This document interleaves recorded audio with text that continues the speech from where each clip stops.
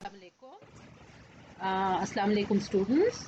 So this is the second part of the lecture related to elasticity of demand. इससे पहले वाले lecture में हमने देखा कि इलास्टिसिटी ऑफ डिमांड क्या होती है, यानी कि प्राइस इलास्टिसिटी ऑफ डिमांड क्या होती है. रिस्पॉन्सिवनेस है बेसिकली कि अगर प्राइस चेंज करेगी तो डिमांड कितनी चेंज करेगी. प्राइस नीचे जाएगी तो डिमांड कितनी बढ़ेगी और प्राइस ऊपर जाएगी तो डिमांड कितनी कम होगी. और इसको दिखाने के लिए हम डिमांड कर्व की शेप से अंदाज़ा लगा सकते हैं कि इलास्टिसिटी जो है वो कितनी है. तो हमने ये लास्ट टाइम देखा था कि वेयर एज स्लोप को तो डिफाइन करता है shape. So mathematically and most accurately speaking slope defines shape. But generally speaking जो स्टीपर स्लोप्स होते हैं ना, जो स्टीपर कर्व्स होते हैं डिमांड के, यानी कि standing up straight type of curves, उनको हम कहते हैं इनएलास्टिक डिमांड. अंदाजे के लिए रूल ऑफ थंब. सिमिलरली जो ज़रा लाइंग डाउन फ्लैटर शेप के कर्व्स होते हैं डिमांड कर्व्स, उनसे हम अंदाज़ा ये लगाते हैं कि यहाँ पे it is the demand is more elastic, but that depends on the different kind of goods. And we also saw in the last lecture that goods which have a lot of substitutes, generally speaking, their price elasticity is more.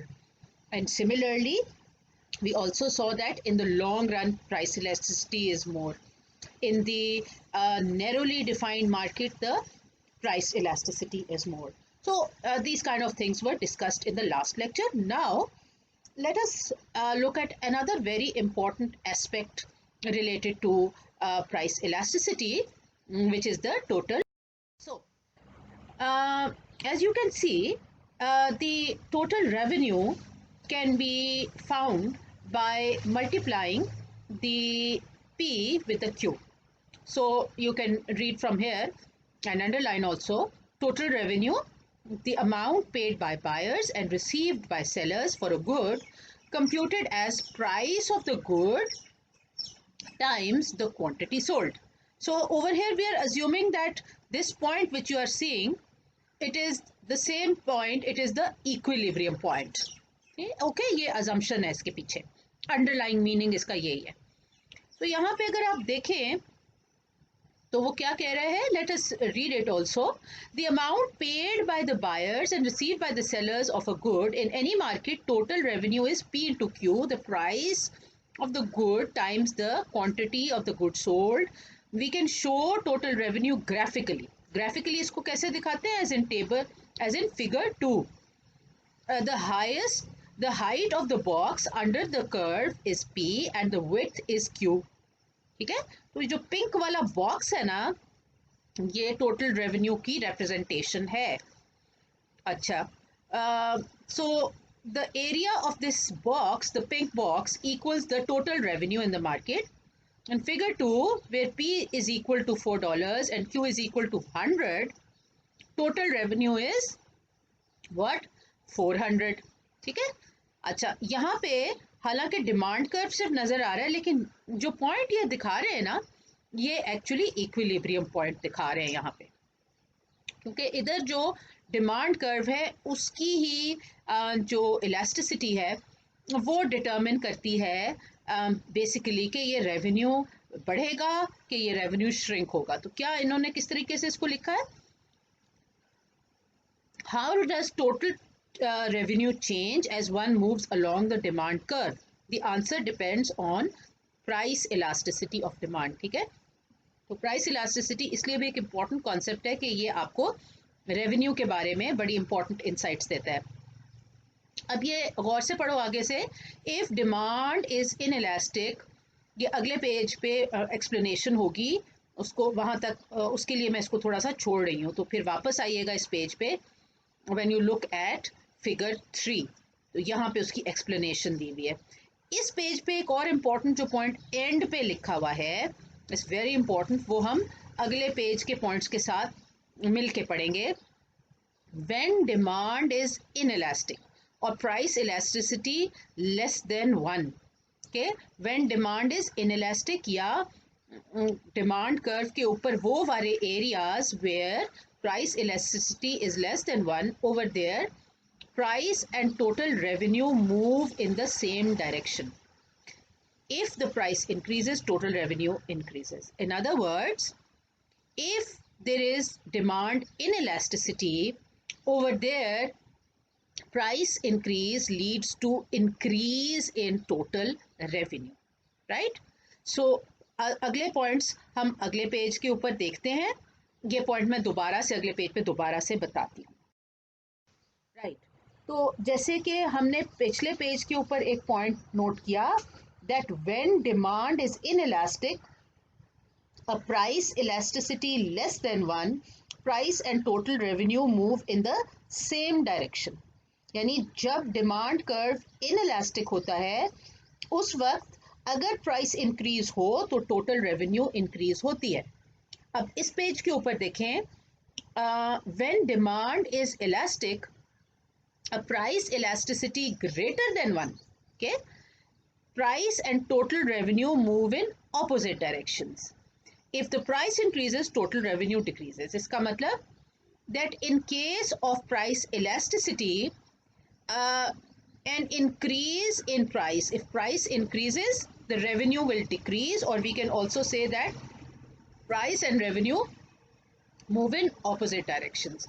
And the final point they make here is that if demand is unit elastic, अब unit elastic पिछले lecture से याद करो, क्या मतलब कि जितनी price increase हो रही है उतनी ही क्वांटिटी इंक्रीज हो रही है. In that case total revenue remains constant when price changes. So जब प्राइस चेंज हो रही होती है और अगर डिमांड जो है वो यूनिट इलास्टिक है, ठीक है, यूनिट इलास्टिक है, तो उस वक्त रेवेन्यू चेंज नहीं होता. And as it happens in the last point, not at unit elasticity of a single curve, where that point where there is unit elasticity on the curve, over there also the revenue is maximum. Not only it is constant, it is also maximum. ये जब हम numerical example करेंगे उसमें आपको ज़्यादा clearly नज़र आएगा. ये 3 पॉइंट्स बड़े ज़रूरी हैं. अच्छा, इधर आपको क्या चीज़ नज़र आ रही है पेज 96 के ऊपर? वो आपको शो कर रहा है यहाँ से. इसने फर्स्ट और सेकंड पॉइंट, फर्स्ट पॉइंट जो पेज 95 के ऊपर था और सेकंड पॉइंट जो पेज 96 के ऊपर है, ये दोनों पॉइंट्स इन्होंने ग्राफिकली आपको शो किए हुए हैं. तो पहले तो आप आ जाएं इन इलास्टिक डिमांड की तरफ, जो इसका फिगर 3 का पार्ट ए है. ये आपको क्या चीज़ शो कर रहा है? ज़रा अगर आप इसको गौर से देखो तो ये जो कर्व है, इसको अगर आप स्ट्रेट लाइन के तौर पे भी बनाते हो तो उसमें आपको नजर आएगा कि that is going to be steeper, यानी कि standing up kind of curve. अब आपको याद करना है कि स्टैंडिंग अप कर्व का मतलब है कि it is an inelastic demand, it is representing inelastic demand. अच्छा, सो अब डिमांड इनइलास्टिक है. अब जरा गौर से देखो कि यहाँ पे वो ये कह रहे हैं कि प्राइस जो थी पहले वो थी $4. उसके बाद प्राइस अगर इंक्रीज की जाए $5 तक और इस किस्म का डिमांड कर्व हो, ठीक है. So when the demand curve is inelastic like the one they are showing in part A, if there is price increase, obviously when there is price increase there is going to be extra revenue. Okay, so when there is price increase, where there is extra, it will cause extra revenue, but as a result, as you can see from part A, the quantity is going to decrease.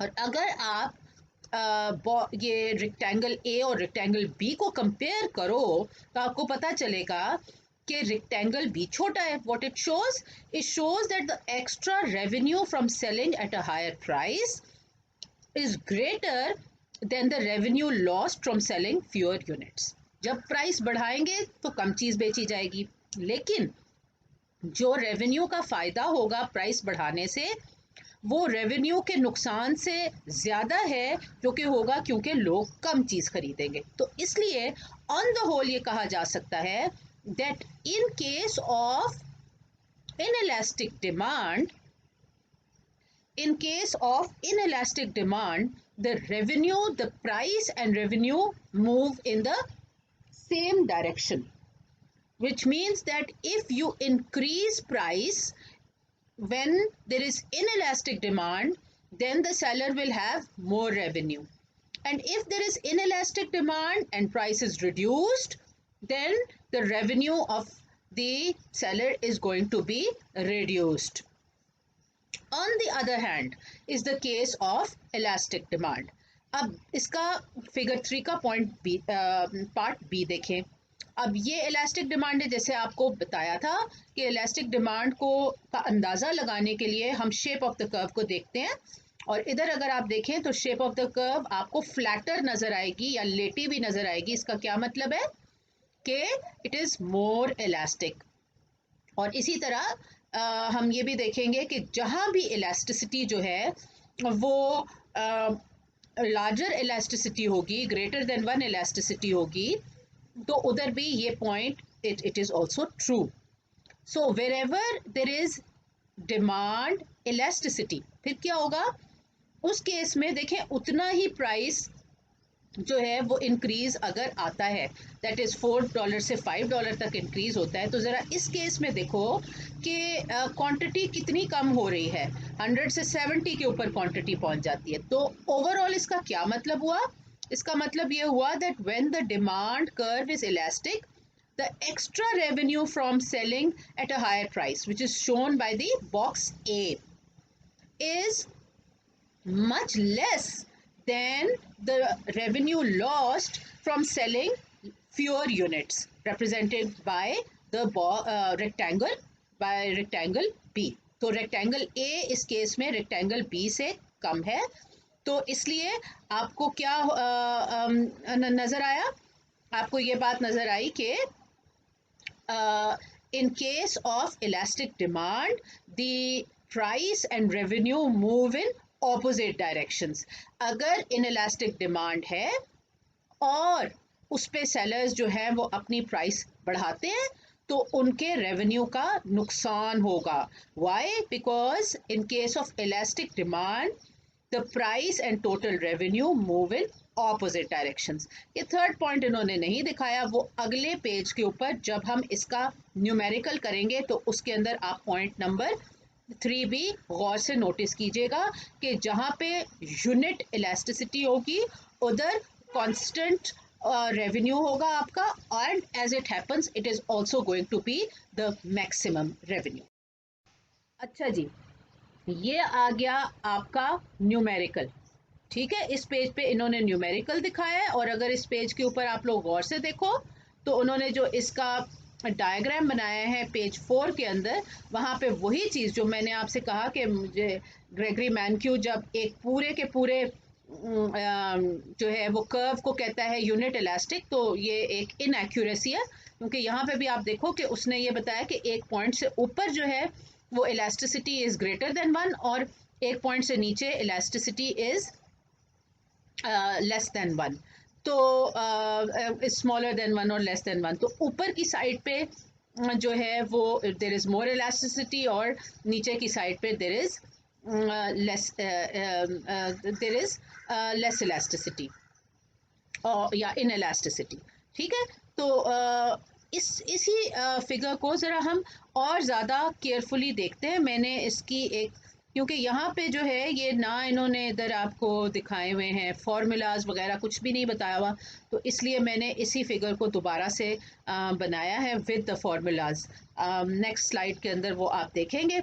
लेकिन यहाँ पे ये आप देख लें कि Gregory मैनक्यू खुद भी ये मानता है कि स्लोप और जो आपकी इलास्टिसिटी है वो एक चीज़ नहीं है, यानी कि एक ही कर्व के ऊपर elasticity keeps on changing, right.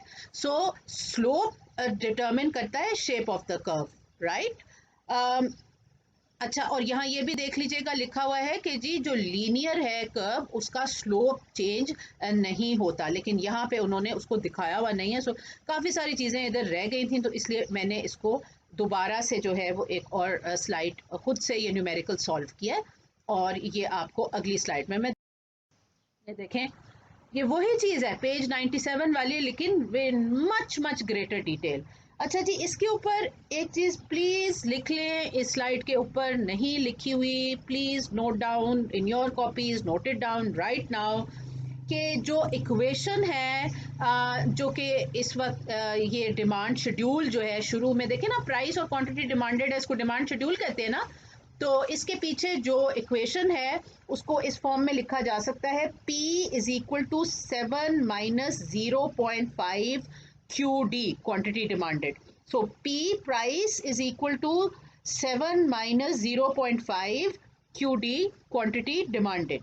ये आपने नोट कर लिया, राइट अब देखें इस इक्वेशन में जैसे जैसे आप ये क्वांटिटी डिमांडेड प्लग इन करते जाएंगे तो आप उसी हिसाब से you can find the price, right. So ये इक्वेशन जो है ये भी इसी शेड्यूल को रिप्रेजेंट कर रही है, क्योंकि इस इक्वेशन में जैसे जैसे आप क्वांटिटी डिमांडेड डालते जाएंगे, फॉर एग्जांपल इस इक्वेशन के अंदर अगर आप डालोगे सबसे पहले क्वांटिटी डिमांडेड 0, तो वो हो जाएगा 7 माइनस 0 7, तो ठीक है प्राइस 7 लिखी हुई है। इसी तरीके से आप बाकी चीज़ें भी फाइंड आउट कर सकते हैं।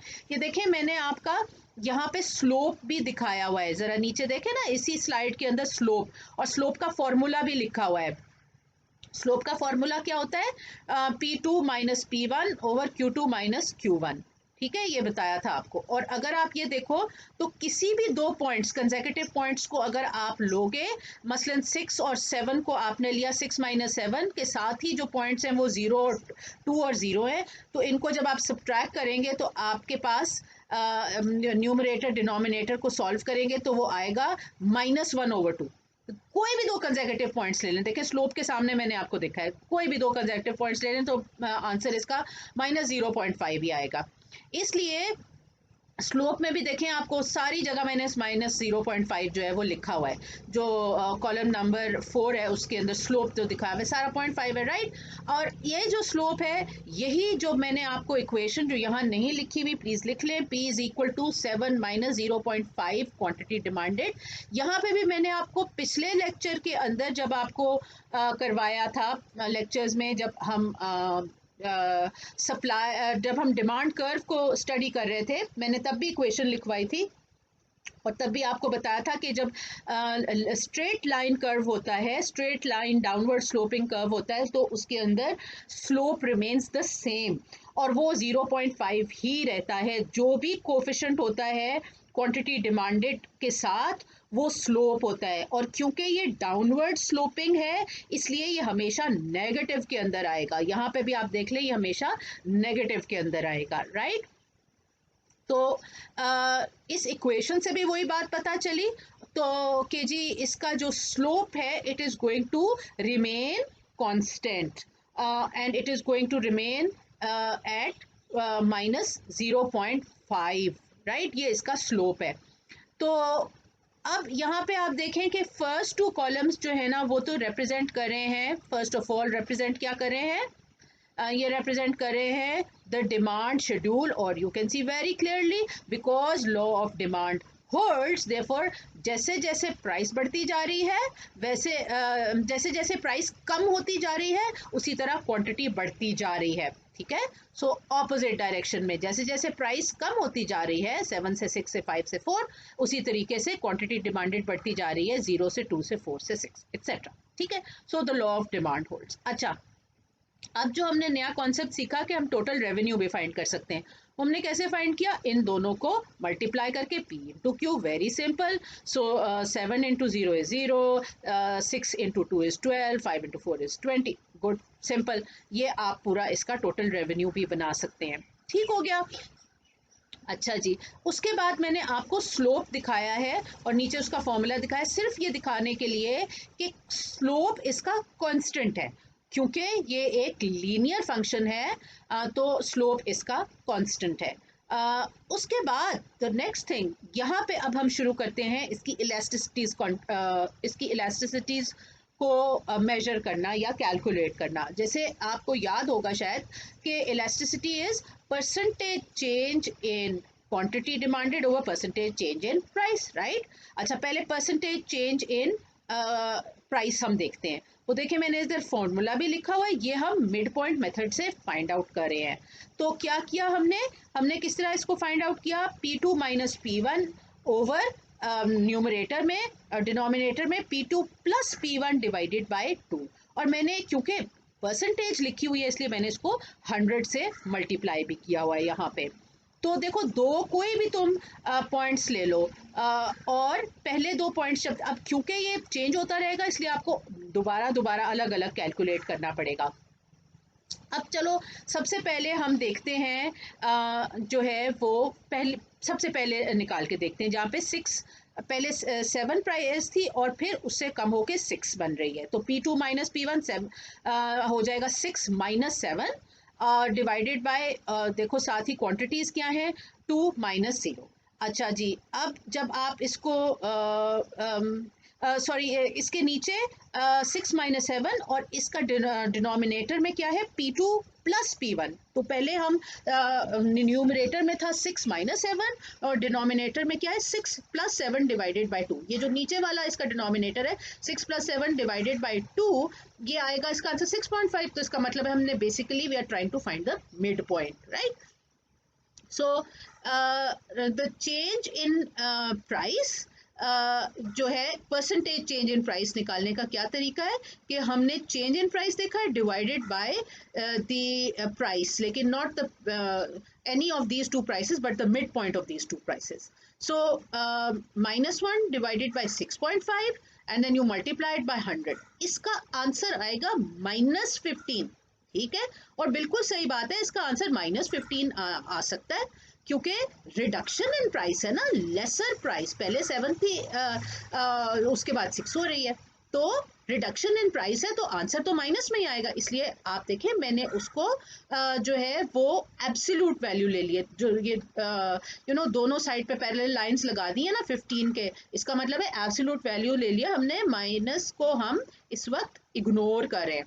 तो इसी तरह आप जो डिफरेंट पॉइंट्स के ऊपर डिफरेंट आपकी परसेंटेज चेंज इन प्राइस आएगा, लेकिन फॉर्मूला वही रहेगा, उससे के सारे का सारा कैलकुलेट किया जा सकता है। आप करें इसको कैलकुलेट, एक एक दो पॉइंट्स को लेके कैलकुलेट करें। मैंने पहला पॉइंट और लास्ट पॉइंट की एग्जाम्पल आपको एज एन एग्जाम्पल करके दिया हुआ है। ठीक है जी, ये आ गया परसेंटेज चेंज इन प्राइस। अब हम देखते हैं परसेंटेज चेंज इन क्वांटिटी, और वो भी वैसा ही है। परसेंटेज चेंज इन क्वांटिटी, इसका हमने फॉर्मूला लिखा, Q2 minus Q1 divided by, ये न्यूमरेटर है और डिनोमिनेटर इसका क्या है, Q2, सॉरी ये यहाँ पे माइनस लिखा गया, ये प्लस होना चाहिए, प्लीज़ इसको नोट कर लें, छोटी सी गलती है, जो इसकी परसेंटेज चेंज इन क्वांटिटी के अंदर प्लस होना चाहिए। ठीक है, डिनोमिनेटर में, न्यूमरेटर तो बिल्कुल ठीक है Q2 माइनस Q1 और डिनोमिनेटर में होना चाहिए Q2 plus Q1 divided by 2, क्योंकि हम मिड पॉइंट फाइंड करने की कोशिश कर रहे हैं। अच्छा, इस केस में आप लोग देखो कि जब पहले जब क्वांटिटी इंक्रीज हो रही है टू 2, सो 2 माइनस 0 ये हो गया न्यूमरेटर, और इसका डिनोमिनेटर क्या हो गया 2 प्लस 0। तो इस केस के अंदर क्योंकि क्वांटिटी इंक्रीज हो रही है इसलिए आप देखो इसका आंसर क्या है, वो आएगा 2/1 इंटू 100 विच इज़ 200, और ये तो पॉजिटिव में ही आ रहा है क्योंकि क्वांटिटी इंक्रीज हो रही है, तो फाइन। अच्छा, अब यही फॉर्मूला, और प्लीज़ दोबारा से कह रही हूँ कि इस फॉर्मूला जो परसेंटेज चेंज इन क्वांटिटी का फॉर्मूला है उसमें एक छोटा सा एरर है, इसको प्लीज़ करेक्ट कर लो। Q2 minus Q1 divided by Q2 plus Q1, denominator में प्लस का साइन है, न्यूमेरिकली तो जहाँ मैंने दिखाया है वहाँ तो एक्यूरेटली लिखा हुआ है। तो ये देखो, ये इस तरीके से इसके सारे पॉइंट्स कैलकुलेट किए जा सकते हैं। मैंने आपको फर्स्ट 0 और 2 और उसके बाद 12 और 14 का करके दिखाया हुआ है परसेंटेज चेंज इन क्वांटिटी, बाकी आप खुद कैलकुलेट कर लें। अच्छा जी, अब क्या है कि जो जब हम ये परसेंटेज चेंज इन क्वांटिटी को डिवाइड करेंगे परसेंटेज चेंज इन प्राइस पे, देखें यहाँ ऊपर फॉर्मूला भी लिखा हुआ है इलास्टिसिटी के बिल्कुल नीचे, और उसका इसको इन्होंने क्या किया है कि इस तरीके से इसको डिवाइड करके और इसको राउंड ऑफ किया हुआ है टू 1 डेसिमल पॉइंट। अच्छा, तो हमें नज़र आ जाएगी क्वांटिटी हमें इलास्टिसिटी मिल जाएगी। तो कैसे इलास्टिसिटी फाइंड आउट की कि परसेंटेज चेंज इन क्वांटिटी को डिवाइड किया परसेंटेज चेंज इन प्राइस से। ठीक है, तो इन कॉलम्स को हमने एक एक वैल्यू लेके उसको हमने डिवाइड किया तो हमें इलास्टिसिटी नज़र आ गई। अच्छा, अब यहाँ जो गौर से देखने वाली बात यह है कि अगर आपको याद हो परसेंटेज चेंज इन प्राइस के अंदर हमने जो था वो हर price percentage change in price का एब्सोल्यूट वैल्यू ली थी 15। एक्चुअली ये -15 -18 -22 -29 -40 -47 और -200 है, लेकिन हमने इसकी एब्सोल्यूट वैल्यू ले ली थी। ठीक है, तो इसलिए हमें जो है यहाँ पे इलास्टिसिटी वो पॉजिटिव में नज़र आ रही है, लेकिन दरअसल ये भी एक एब्सोल्यूट वैल्यू ही है। अगर आप उस वक्त इसको साइन को डिसरिगार्ड ना करते तो आपको इलास्टिसिटी भी माइनस में नज़र आनी थी, लेकिन हमने एब्सोल्यूट वैल्यू ले ली है। तो this you need to know that it is the absolute value. ठीक है, अच्छा जी, अब ये हमने जब एब्सोल्यूट वैल्यू ले ली तो हमारा रूल क्या है, ये आखिरी कॉलम में उन्होंने रूल बताया है कि जहाँ जहाँ जो ये ईटा या इलास्टिसिटी जो है ये ग्रेटर देन 1 है तो हम उसको कहेंगे इलास्टिक, और जहाँ जहाँ वो लेस देन 1 है उसको हम कहेंगे इन इलास्टिक, और जिधर वो 1 है तो उसको हम कहेंगे यूनिट इलास्टिक। अब ये चीज़ आप लोग गौर से देख लो कि अच्छा, अब वही बात जो मैं पहले कह रही थी, ये देखो एक ही कर्व है ना, स्लोप नहीं बदल रहा, एक ही इक्वेशन है, P is equal to 7 minus 0.5 QD। ठीक है, एक ही इक्वेशन है, एक ही स्लोप है, और उस स्लोप पे आप खुद देख सकते हैं कि किस तरीके से डिफरेंट पॉइंट्स पे डिफरेंट इलास्टिसिटीज होती हैं। ठीक है, सो देयरफॉर स्लोप का जो शेप है वो हमें सिर्फ एक आइडिया देता है उसकी इलास्टिसिटी का। The mathematically speaking the elasticity along the same demand curve is going to change, and there is going to be only one point where the elasticity on any curve or any demand curve is going to be 1, absolute 1, actually it's -1, so that is unit elastic। अच्छा, और उसके अलावा उसके जहाँ भी elasticity 1 से ज़्यादा होगी, एब्सोल्यूट 1 से ज़्यादा होगी, तो उधर हम उसको कहेंगे इलास्टिक, और जहाँ भी इलास्टिसिटी 1 से कम होगी उधर हम उसको कहेंगे inelastic. Of course we are talking about elasticity in absolute terms. अब इसी चीज़ को इसका हम एक ग्राफ भी बनाते हैं, तो अगली स्लाइड में इसी चीज़ का हम ग्राफ बनाएंगे, लेकिन मैं सजेस्ट ये करूँगी कि आप बार बार ग्राफ को देख के और इस वाली स्लाइड को, ग्राफ वाली स्लाइड को और इस न्यूमेरिकल वाली स्लाइड को बार बार कंपेयर करते रहो ताकि आपको कॉन्सेप्ट ज़्यादा क्लियरली समझ में। अच्छा जी, अब वही वाला जो हमने बनाया था, टेबल बनाया था जिसके अंदर हमने डिमांड शेड्यूल दिखाया था, टोटल रेवेन्यू दिखाया था, स्लोप, इलास्टिसिटी एट्सेट्रा, और उसके फॉर्मूलाज भी दिखाए थे, पिछले वाला जो स्लाइड थी उसी को हमने यहाँ ग्राफ बनाया हुआ है। नाउ आई वुड लाइक, देखें ये मैंने ग्राफ बनाया अगेन, इसको मैंने कोशिश की है कि रूलर से बनाऊं, लेकिन फिर भी वो उतना एक्यूरेट नहीं बनता। कोशिश करें ज़्यादा से ज़्यादा एक्यूरेट ग्राफ बनाएं। मोस्ट एक्यूरेट ग्राफ बनाने के लिए ग्राफ पेपर का इस्तेमाल करें, कोशिश करें। अब तो मेरा ख्याल में यही पता चल रहा है कि प्रॉब्ली स्टेशनरी शॉप्स खुल गई हैं, तो अब देयर इज़ नो रीज़न कि अगली जो आप असाइनमेंट बनाओ वो ग्राफ पेपर पे ना बनाओ, तो ये चीज़ आपने ग्राफ पेपर पे ही बनानी है। अच्छा, अब देखो डिफरेंट पॉइंट्स जो कि डिमांड शेड्यूल के ऊपर हमें नज़र आ रहे थे, उन पॉइंट्स को अगर आप देखो तो वेरी क्लियरली ऐसा ही आपको जो है वो D1 की शेप का ही आपको डिमांड कर्व नज़र आएगा, and as usual the demand curve is downward sloping, but now we also understand that the shape of the curve matters. तो ये अगर आप इस कर्व का शेप को देखो और अगर आप इसका स्लोप देखो तो स्लोप जो है वो इसका 0.5 या -0.5 है। तो वो जो स्लोप है इसका मतलब है ये फ्लैटर होना चाहिए, बिल्कुल ठीक है, ये फ्लैटर कर्व ही है। तो इसको गौर से अगर देखो तो ये कर्व रिलेटिवली फ्लैटर है। अगर आप फॉर एग्जांपल जो है वो अगर हम देखें कि कोई ऐसा कर्व देखें जहाँ पे P is equal to 7 - QD, या Q जो है स्लोप जिसका 1 है, तो वो अंदर की साइड पे कर्व होगा और वो ज़्यादा compare to this one which you are drawing, that is going to be steeper, you know. तो इसलिए इस कर्व को ओवरऑल अगर आप कहें कि ये कर्व रिलेटिवली इलास्टिक है तो ये बात गलत नहीं होगी। लेकिन जैसे मैं समझा रही थी कि हर कर्व के ऊपर भी इलास्टिसिटी चेंज होती रहती है, that is the way we define and measure elasticity. So on each curve elasticity keeps on changing, whereas overall this curve is relatively elastic. We can see that from the slope. Because the slope is 0.5, so it is less than 1, so relatively elastic है, इसलिए इसकी shape अगर आप देखो तो वो flatter है। लेकिन mathematically and most accurately speaking the elasticity along this curve keeps on changing, और वही हमने जो न्यूमेरिकल है उसमें भी हमें यही बात नज़र आती है, elasticity keeps on changing।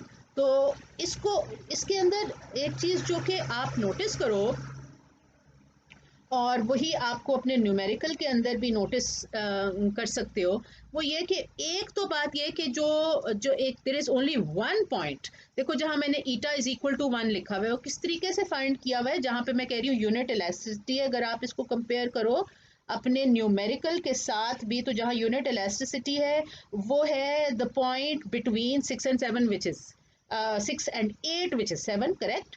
और प्राइस जो है इस पॉइंट पे होनी चाहिए बिटवीन 4 and 3 विच इज 3.5। यहाँ भी देख लें कि 3.5 और प्राइस और 7 QD के ऊपर जो पॉइंट आता है कर्व के ऊपर हम आइडेंटिफाई कर सकते हैं, उसको मैंने लिखा है एज eta1, या in other words that it is the elasticity is equal to 1। और अगर आप यहाँ पे न्यूमेरिकली भी देखो तो जब हमने इसको कैलकुलेट किया था तो हमें इलास्टिसिटी यूनिट इलास्टिसिटी ही नज़र आती है, ठीक है। 29 divided by 29, 29 percentage change, 29 quantity change, so 29 divided by 29 is equal to 1। तो इसलिए यहाँ यही वो पॉइंट है जिसके ऊपर हमें नज़र आता है that elasticity is equal to 1। इसके ऊपर जहां इलास्टिसिटी इज इक्वल टू 1 के ऊपर जितने पॉइंट्स हैं वो हैं where elasticity is greater than 1, ठीक है। इलास्टिसिटी इज ग्रेटर देन 1, तो वहां पे वो इलास्टिक होंगे, वो सारे पॉइंट्स इलास्टिक होंगे। और ये चीज़ आप अपने, आई इनकरेज यू कि इसको आप कंपेयर करो अपने न्यूमेरिकल के साथ भी, कि कौन से पॉइंट्स हैं जो कि elasticity is equal to is greater than 1। For example 6.2 एक पॉइंट है जहाँ पे the curve is suppose to be more elastic, ठीक है। अब ये देखो ना 6.2, तो वहाँ वो वही एरिया है जहाँ पे price elasticity is shown as greater than 1। Again ये 1 का मतलब absolute 1, we are disregarding the sign. अच्छा, और इसी तरीके से अगर आप देखो और अपने न्यूमेरिकल की तरफ भी देखो, कौन सा ऐसे पॉइंट्स हैं जहाँ पे प्राइस इनइलास्टिक है, तो वो पॉइंट है जहाँ पे जो है वो price is going from 2 to 1। तो और जो क्वांटिटी है it is decreasing from it is increasing from 10 to 12, ठीक है। ये जो पॉइंट्स हैं अगर आप देखें तो वो उसके सामने लिखा है इनइलास्टिक, बिल्कुल ठीक। और यहाँ पे भी वही चीज़ लिखी हमने कि ईटा इज लेस देन 1 और it is in elastic curve. अच्छा, ठीक है जी।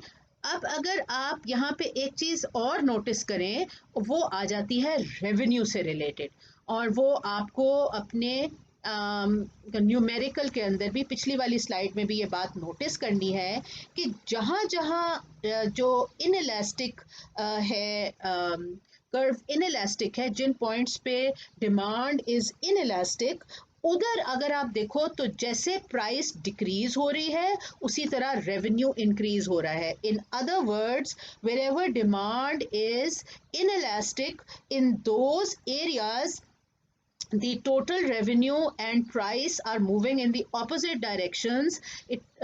And the numerical also shows the same thing, that in on those points where there is inelasticity, over there the revenue and the price is moving in the same direction, whereas where the price is unit elastic, over there the revenue is constant. देखिए जहां पे unit elastic है वहां revenue constant है, और वो कितनी है 24.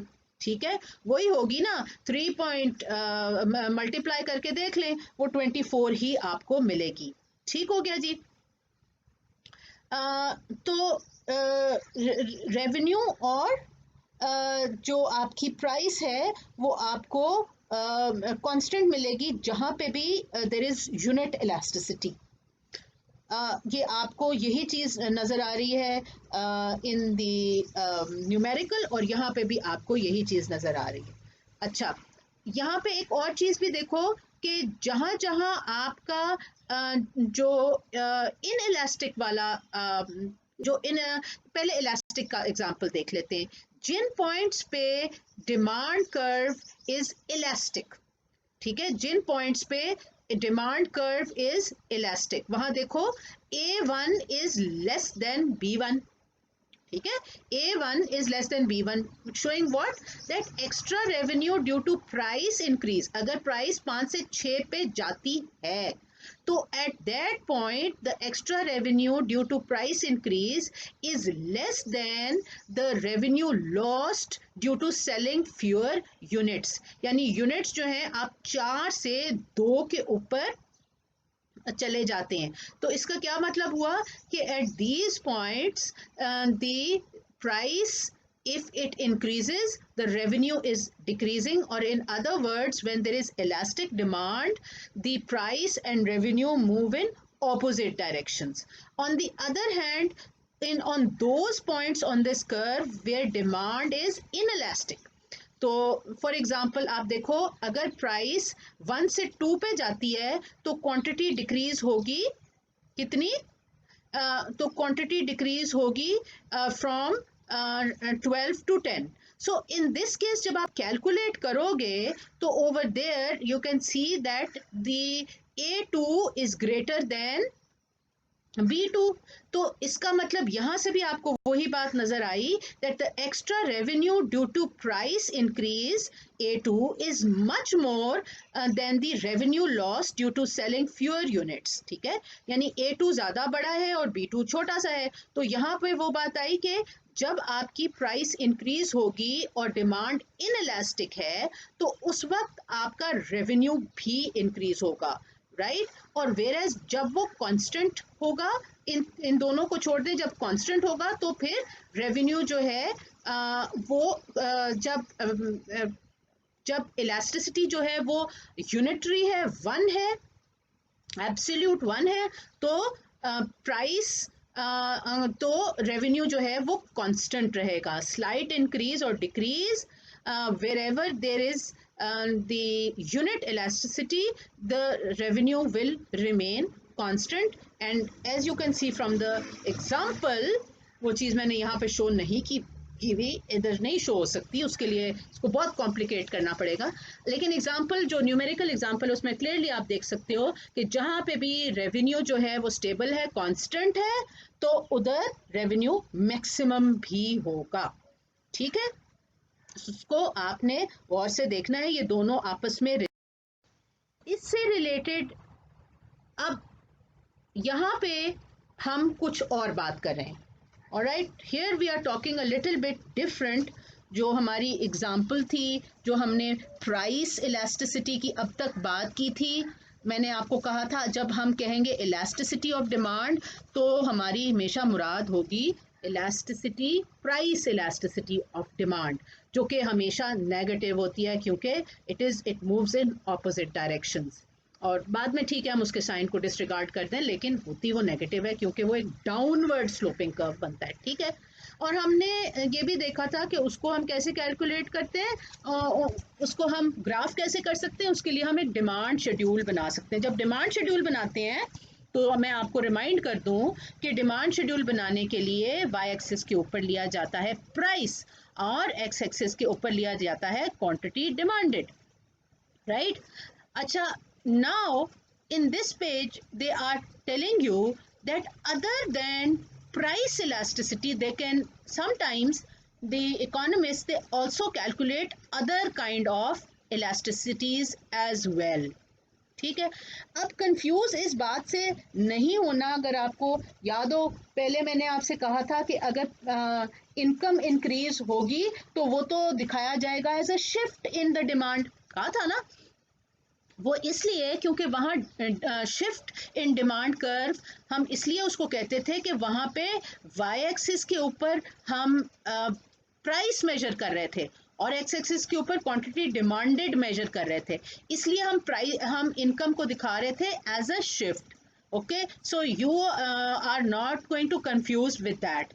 यहाँ पे हम डिमांड इलास्टिसिटीज की बात कर रहे हैं और हम ये स्पेसिफाई कर रहे हैं कि we are talking about income elasticity of demand. So सिर्फ इलास्टिसिटी की जब बात होती है तो उसका मतलब होता है हम प्राइस इलास्टिसिटी की बात कर रहे हैं, लेकिन sometimes economist also specify income elasticity of demand. अब ये क्या चीज़ है, इसकी डेफिनेशन जो है वो आप पढ़ लें कि income elasticity of demand, a measure of how much the quantity demanded of a good responds to a change in consumers income, computed as percentage change in quantity demanded divided by percentage change in income।